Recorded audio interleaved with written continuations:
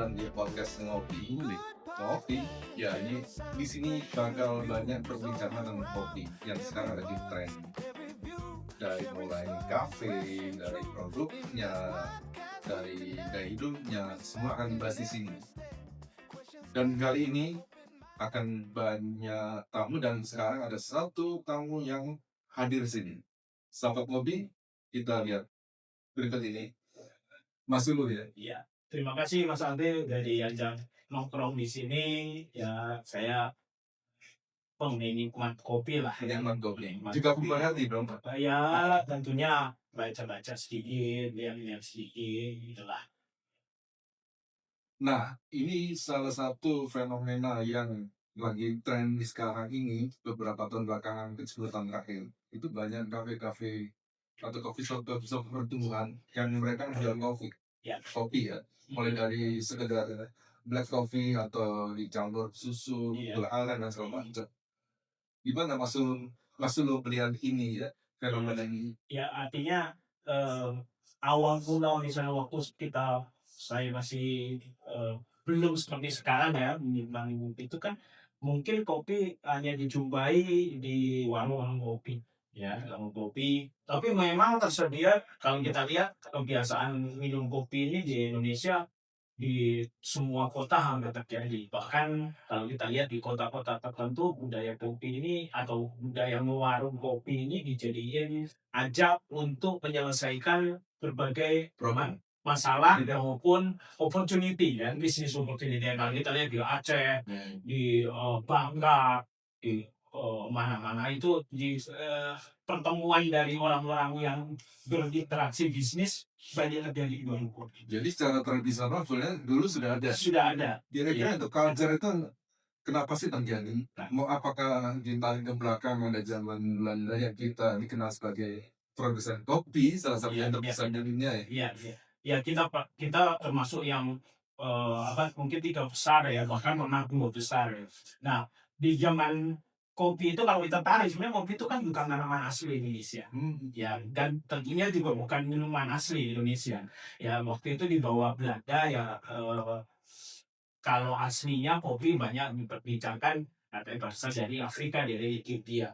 Meskipun demikian mungkin kemudian kopi menyebar dan akhirnya dibawa sama VOC pada masa itu rasanya abad 17 lah ya. Jadi 1600-an mungkin dibawa dan dicoba sama Belanda ditanam di eh, Pulau Jawa khususnya. Makanya dulu terkenal Java Coffee, Pak. Dan kemudian biasanya dipisahkan dulu di daerah Priangan. Karena yang masuk ke sini waktu itu kopi-kopi Arabica, jadi harus daerah tinggi. Dan Java Coffee itu menjadi Menjadi semacam brand ya. Dianggap jadi kalau kopi dari Indonesia apa Java, padahal meskipun dari manapun gitu ya awalnya. Nah, kemudian awal mulanya bahkan bangsa Indonesia ini ya seperti tadi Mas Aldi bilang kita sebenarnya sebagai penantang atau katakanlah buruh. Jadi Ya. itu Bukan ini pekerja. petaninya. Iya, yang seluruhnya gitu ya. Dia diperdagangkan Belanda laku dan kemudian biasa seperti kasus-kasus banyak makanan seperti kasus katakanlah soto tangkar dan sebagainya akhirnya rakyat kita menikmati sisa-sisa ya makanya itu kenapa kopi yang dikenal di Indonesia mungkin dulunya adalah kopi hitam aja. Iya, Dan robusta juga. Dan katakanlah robusta gitu ya, kopi murah. Ya, kalau sekarang bukan menganggap kelas ya, tapi kondisinya seperti itu. Nah, kemudian itu menyebar dan akhirnya pelan-pelan sekarang kalau kita lihat sempat di Belanda juga melakukan yang namanya kultur stelsel kan, tanam paksa dan kopi kayaknya dijadiin salah satu komoditi. Jadi awal mula belum, tapi kemudian waktu hebat waktu tanam paksa, kemudian kita menjadi terkenal sebagai penghasilnya dan akhirnya kemudian mulai tumbuh ya mungkin ya setelah masa kemerdekaan tumbuhlah warung kopi gitu ya dan mungkin seperti Mas Abin cerita 10 tahun terakhir mulai mulai Berubah iya sebagai berubah seperti kayak katakanlah naik kelas yang tadinya warung kopi biasa kita temui di warung Indomie apa segala macam akhirnya mulai masuk ke kelas katakanlah kelas menengah gitu ya bahkan kelas atas sekarang ada kopi waduh menurut kopi yang mahal sekali gitu ya itu sih. Jadi mulai trennya aja dari dulu kan kita punya produsen kopi salah satu terbesar dan Iya. punya semacam kafe yang Iya. ada lokal ya. Iya. Nah kemudian masuk itu cukup banyak dan Iya. masuk brand dari Amerika dan itu Iya. lebih masif ya. Masih. Mungkin sekarang sudah kalau nggak salah 500 outlet di seluruh Indonesia. Oke. Dan itu salah satu jadi ikon Mhm. apapun yang propertinya buat mall dan segala macam harus ada merek ini. Iya. Itu gimana pas sebelumnya? Iya. Sekali lagi ketika kopi kemudian pertama kopi itu dikenal sebagai komoditi dari, hasil budidaya. Artinya, hortikultura gitu ya, budidaya. Tapi kemudian, dia jadi komoditi dagang. Tapi kemudian ada lagi cabang kopi lagi yang kemudian menjadi komoditi hari ini adalah ketika dia berubah menjadi minuman. Jadi awal mula kan es biji lah ya, biji kopi diperdagangkan. Oke, itu di bisnis. Tapi kemudian ketika budaya minum kopi ini Jadi tadi kalian ini kan di rumah. iya, Ada budaya lain. kemudian Kopi budaya itu kopi di itu sebuah kafe. di sebuah kafe ya kan. Tadi itu dulu awalnya kan di Warung kopi, ya, iya sederhana gitu. Tapi kemudian lagi datanglah brand baru. brand baru dan dia mungkin punya strategi bisnis yang lebih kokoh, lebih solid. Dulu Baik. awal-awal kadang diketawain, nah ini Iya, kenapa jualan kopi di coffee shop? coffee shop. Kenapa nggak tidur ke yang di rumah? Betul. Ternyata Ternyata karena karena Oke. konsep bisnis dan konsep apa tuh penyajiannya solid ya solid artinya apa dia udah siap dengan menunya dengan yang penting mungkin menurut saya adalah konsistensi dari baik rasa maupun penyajian dan sistem operasinya itu yang mungkin menjadi rahasia apa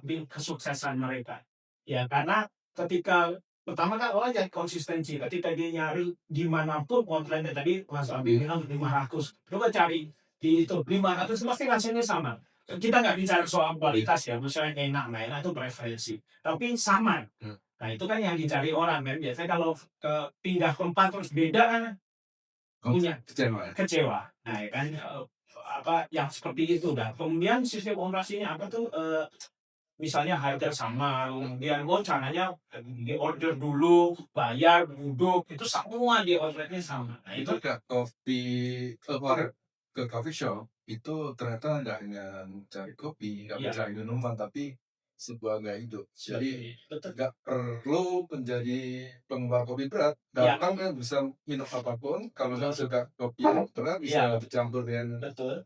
susu apa. Iya. Benar. Benar. Karena kalau kita lihat ketika awal mula ketika dari pertama kan kopi itu diminum di rumah. Tapi kemudian ketika ada warung kopi tradisional hal seperti itu juga sudah dilakukan. Ya, tapi jenis kopinya mungkin Beda. sangat terbatas. Ya, sangat terbatas. Paling ada kopi yang sulah gitu ya, kopi hitam gitu, kopi saring, whatever. Nah, kalau sekarang kan variasinya banyak. Tadi Mas Andi cerita sampai orang mulai yang kalau kita lihat dari kelas apa beratnya gitu, mulai dari kopi yang kelas rendah sampai yang ringan, semua ada. Jadi nggak perlu bahkan mungkin apa namanya sekarang ada lagi tren es kopi. Ya kan dulu kan nggak pernah ada orang Itu semua pot. iya tapi ya kan kopi itu hot ya kan kalau sekarang kalau kita ke coffee shop kan kita ditanya hot or ice jadi es kopi sama dengan teh kan juga dulu ya teh ya namanya teh panas Jadi kan panas. ya Terus sekarang sekarang just teh ya kan macam seperti itu kopi jadi udah berkembang menjadi hal-hal yang apa bervariasi. Iya, bahkan lubang berikutnya adalah misalnya nih ada brand baru yang harganya lebih sedikit di bawah. Dan itu jadi menarik, lebih masalah lagi. Betul. Ada brand-brand kalau boleh nyebut ya, Janji Jiwa, Iya. Kopi Kenangan, Tunggu segala Iya. macam itu mungkin harganya di bawah yang kelas yang atas, asli ada. Tapi itu lebih masif karena lebih terkoreksi harganya dan tidak harus kopi yang pure. Iya. Bahkan yang digemari adalah kopi susu gula aren Gula yang tren sendiri. tren sendiri betul. Itu gimana tren seperti itu? Ya artinya tadi ya seperti Mas Abi sebut ketika kultur minum kopi tidak hanya minum kopi tapi minum kopi di coffee shop itu sudah sudah kemudian menjadi kultur yang berkembang ya bahkan karena kalian jadi sebuah peradaban perkotaan lah ya peradaban itu membuat orang berlomba-lomba berinovasi. Katakanlah pengusaha dia berinovasi. Kalau harus bersaing mungkin head to head dengan yang lain, mungkin agak berat melakukan pemodal itu ya. Dan mereka punya brand. Akhirnya mungkin mereka kayak konsepnya itulah kayak 4P itu ya. Kan ada produk, ada price, ada promo, ada place. Mungkin yang mereka tiru paling nggak place-nya. Mereka semua dengan mungkin nggak sampai 500, tapi dengan konsep hari ini yang model yang bisa mendapatkan investor luar, Nah, mereka kencang juga tuh mas. Iya kan? Kalau kita lihat kan berganti-ganti tapi yang kencang ya kayaknya ada yang awal mula tuh pernah saya lihat jadi jiwa kencang ya. Nggak apa yang sedikit kenangan terus media kemudian pelajaran. ya kan aku suruh terus baru Sampai sekarang sekarang kayak gitu apa gerobak gitu ya kan. Jadi mereka itu modalnya nggak main-main karena ini justru yang menarik ada investor besar masuk Masuk brand gede. gede. Jadi dia nggak hanya coffee shop, Iya. bisa diversifikasi. Iya, bisa Untuk berbagai itu. outlet gitu Iya. ya. Outletnya tuh bisa ajaib-ajaib. Maksud saya dia itu 20 awal mula kita lihat coffee shop, tapi kemudian yang bentuknya online aja dia. Iya. Tapi bahkan sekarang pakai gerobak pun jadi. Makanya yang kapasnya ada budaya lain jadi take away Iya. di apa istilahnya yang diantar oleh Grab atau Gojek. Oh iya. Itu mulai rame kan. Mulai ramai. Betul. Dan itu sudah Jadi outletnya bisa kecil tapi Kecil. salesnya tuh besar. betul. Iya, yang penting kita kalau yang dari sini kecepatan produksinya, maksudnya membuatnya itu besar. Saya lihat kayak di stasiun-stasiun MRT buat dan pagi-pagi itu saya lihat orang keluar dari MRT mau ke atas ke tempat kerja ya, Ngantri dulu. itu ngantri dulu, karena udah take away. Iya, iya. Ya. Dan ada lagi yang saya lihat cukup maju adalah sekarang tersedia di convenience store. Convenience store. Yang kalau nyebut itu Indomaret, Alfamart kan ada semua, ada semua bahkan cukup serius loh benar. Ada beberapa convenience store ya kopinya tuh favorit. Itu dan cukup serius karena ada satu misalnya Indomaret itu menggandeng salah satu juara Barista. iya baristanya dia gandeng dan itu dikasih orangnya namanya gitu ya supaya itu akhirnya Gimmicknya pakai gimmick-gimmicknya mereka makin berat ya karena persaingan lagi akhirnya menjadi persaingan bisnis dan menurut saya mungkin itu menjadi salah satu apa namanya penghasil revenue yang baik. Ini kita ngomong kopi Indonesia. Karena kalau nggak salah di dunia itu ada 3 besar. Yang pertama berhasil. Harusnya keduanya Indonesia. Pernah jadi. Ini penghasil. sisi biji kopi ya, Biji kopi. penghasil biji kopi. Tapi kenapa yang kedua itu ternyata Vietnam? Iya, sekarang bersalib kita ya. Ya, persoalannya ada macam-macam ya. Tapi kalau biji kopi mungkin persoalannya lebih ada hal yang berkaitan dengan produksi. Ya, produksi itu berkaitan dengan konsistensi, kualitas maupun kuantitas. Jadi petani kita banyak beberapa teman lah yang coba kemudian berdialog dan bekerja sama dengan petani kita banyak mengeluh soal metode penanaman mereka yang katakanlah tidak optimum maupun tidak structure sehingga hasilnya menjadi tidak konsisten. Nah, itu menjadi persoalan ketika diekspor karena seperti toko kopi pun kedai kopi kan berharap bahwa produk yang didapat itu misalnya biji kopinya kan konsisten supaya dia bisa membuat menu yang bisa solid, ya kan? Nah, persoalannya kalau kedai kopi kan absorb kopinya kan terbatas. Masalah kalau kita ekspor di luar kan pasti big size. Nah, kalau kita bisa nggak big size itu? Dan itu jarang dipenuhi petani kita. Betul, kita bahkan kopi kita waktu itu pernah menjadi kopi yang paling mahal. Apa kuntang apa. Tapi kemudian ketika diorder beberapa kontainer, yang ala petani kita. Karena menghasilkan yang konsisten ya, menghasilkan yang seperti yang dilelang baik gitu, kan berat. Nah, itu yang menjadi satu persoalan. Nah, kedua kemudian seperti saya pernah dengar ya, perizinan dan sebagainya biasalah regulasi untuk ekspor ini kita kurang fleksibel, kurang atraktif buat para petani sehingga akhirnya ya mereka tinggal di lokal nggak bisa keluar ya kan nggak bisa keluar. Yang ketiga mungkin masalah grade Ya ini yang mungkin, branding ini bisa diperkuat sebenarnya biji kopi itu bisa diperkuat dengan gunanya menu dan gunanya, kedai kopi itu sebenarnya yang dipakai tadi, katakanlah tadi yang kita bicara soal, eee, yang punya 500 outlet di Oke. Indonesia. Itu mereka kuatnya sebenarnya di kedai kopinya, branding kedai kopi. Tapi Produknya. saya sebetulnya saya curiga sebenarnya, income mereka terbesar dari jualan biji kopi, tapi dia perlu kedai kopinya sebagai branding. Masih. Ya kan, sebagai branding sehingga nanti dia kuat sebenarnya di belakang itu Sebenarnya mereka Bang Laris justru kalau saat frappuccino kan yang penting itu gitu. Nah, kan bukan kopi. ketika itu kuat, kemudian mereka dagang biji kopi di belakang, Masih. ya kan? Nah, Indonesia itu pernah punya sejarah yang kuat. Tadi disebut pertama kali, A Cup of Java. Itu adalah secangkir kopi itu menyebut kopinya Java Java. Coffee. Iya, Ya. Java itu saking dikenalnya. Iya. Bahkan di Amerika sana ada melahirkan Java Developer Software ya. Iya, Ya, namanya itu Java. language, Ya, itu programming language itu Java. karena saking melesatnya itu Java. Betul. Karena biasanya programmer itu kalau ngerjain program kan Di coffee shop. di coffee shop, nah itu kemudian ya itu identik dengan kopi Java. Nah, kemudian ada tradisi atau cerita lain bahwa Indonesia menghasilkan kopi yang eksotis. Ya. Salah satunya kopi luwak ya. Luar, Itu sempat jadi mahal banget. betul. Bahkan mungkin sampai sekarang, tapi kelangsungan perdagangannya kurang. Ya. Ini pernah masuk konsolnya Opera. Iya. Itu dikenal sebagai kopi termahal. Oke, eksotik. Eksotis termahal di dunia. Tapi sekarang kalah. Di Jakarta ada beberapa Iya. outlet yang dari luar dan itu mahal banget. Iya. Dan Indonesia nggak bisa Nggak bisa berbuat gitu ya. transfer itu. Nah, kembali ke Vietnam. Itu kan salah satu atau nomor 2 sekarang.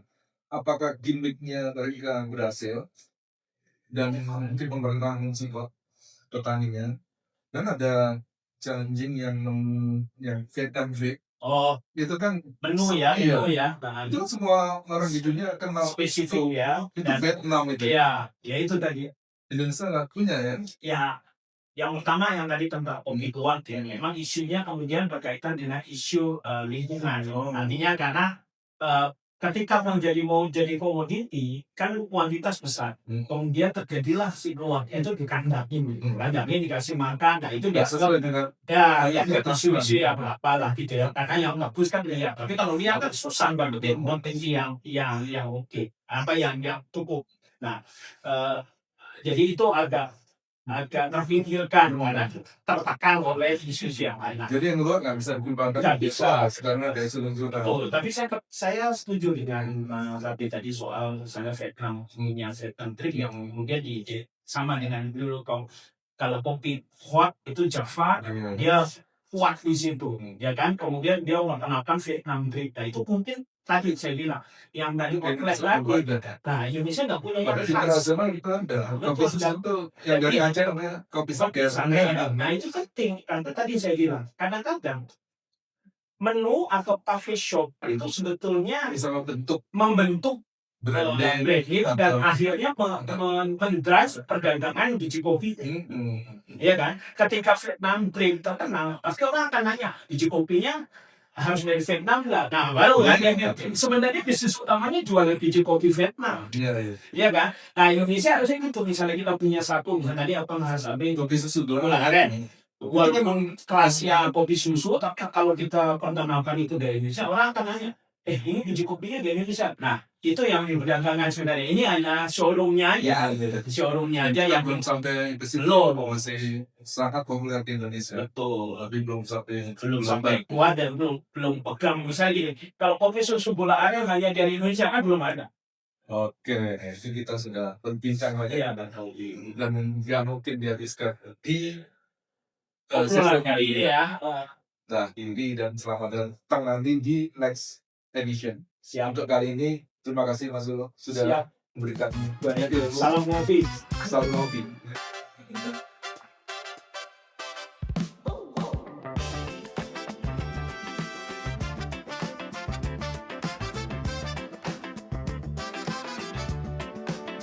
Good